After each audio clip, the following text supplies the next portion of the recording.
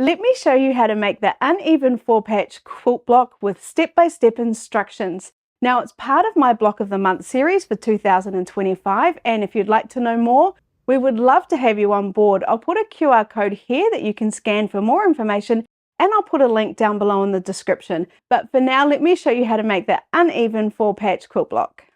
So these are the cutting instructions to make the uneven 4-patch quilt block, and you can find a copy of these over on my website. I'll put a link down below for you. So now what we're going to do is place all our pieces so they match our image above.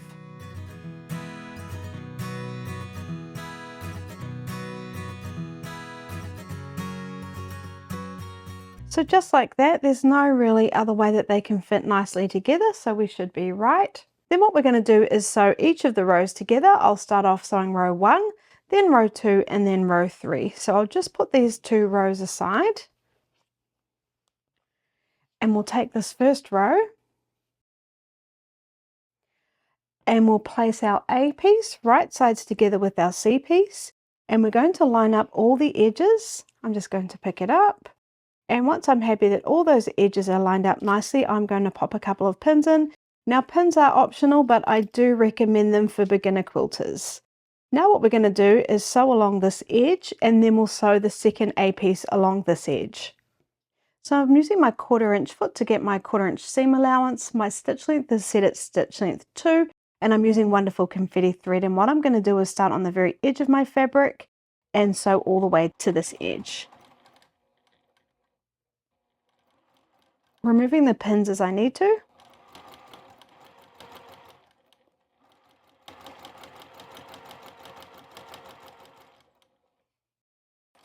Coming off the edge, cutting my thread, just going to open that up and place my second A piece right sides together, line up all those edges, just like we did, pin and sew.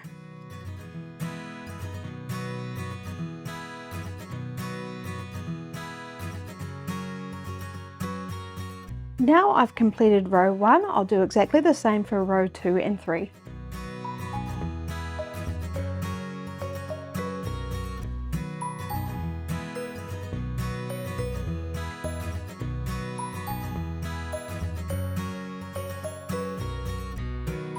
Now for each of the rows, we'll set our stitches, which just sets the stitches into the fabric, helping them be stronger, and it also helps our block lay flatter.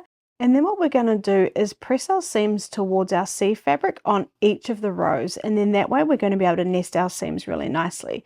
So I've just opened that up. I'm just going to finger press in here so we don't have any creases, and press. Do the same on this side, so we're pressing towards the C piece. Finger pressing and pressing, and I'll repeat that for all of my rows.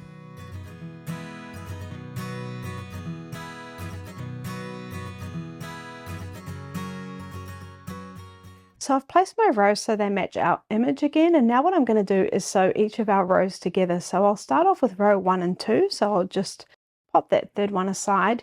And I'm going to place them right sides together, line up their edges, and then I'll nest the seams. So nesting the seams just means we've got one set of seams pressed and going this way, one set of seams pressed and going this way, and then what we do is we butt them up against each other and they nest or lock into place and they can't go any further. And then just to double check, I like to open it up and check that I'm getting that nice straight line there. And then when I'm happy, I'll pop a pin in. But before that, I will just check those edges are also lined up nicely, and that's looking great. So one pin there, and then on this side, I'll do exactly the same.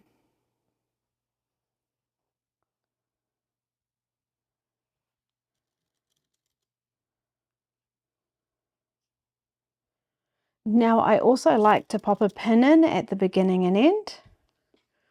Again, making sure those edges are all lined up nicely. Actually, that one's looking a bit crooked, so I will repin it. And then I'll pop one in the middle here too. Now all I'll do is sew along that seam, and then I'll repeat this to attach row 3 to the bottom.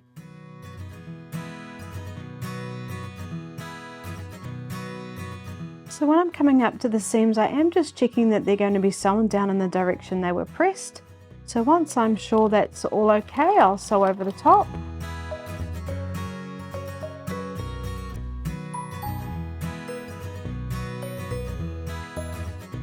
So once we're done, we can just check that we're happy with how our corners have all met there, and that's looking great to me. If you're not happy, what you can do is unpick your stitches and try again, but if you can live with it, then just move on. And now I'm going to do exactly the same with row 3.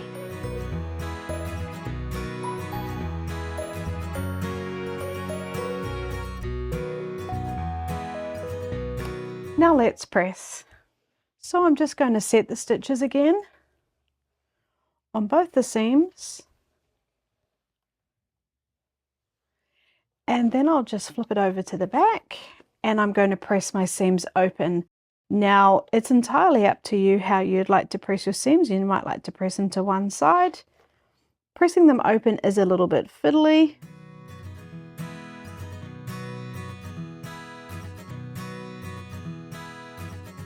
Okay, and then I'll flip it over to the front and give it a once over. And isn't that just a lovely, simple quilt block? It's our uneven 4-patch quilt block. There we go.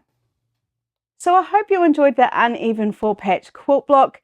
Now it can be a little bit tricky getting all those little corners to meet nicely. Now, like I said in the video, please don't stress about it too much. Take a look at it. If you can live with it, just move on. But if it is going to bother you, it only takes a few minutes to just unpick those stitches with a quick unpick, or Americans call it a seam ripper, and do it again. But at the end of the day, we just want you to enjoy the process and have fun. Thank you so much for watching this video, and if you'd like to see our first block, I'll put the link up above.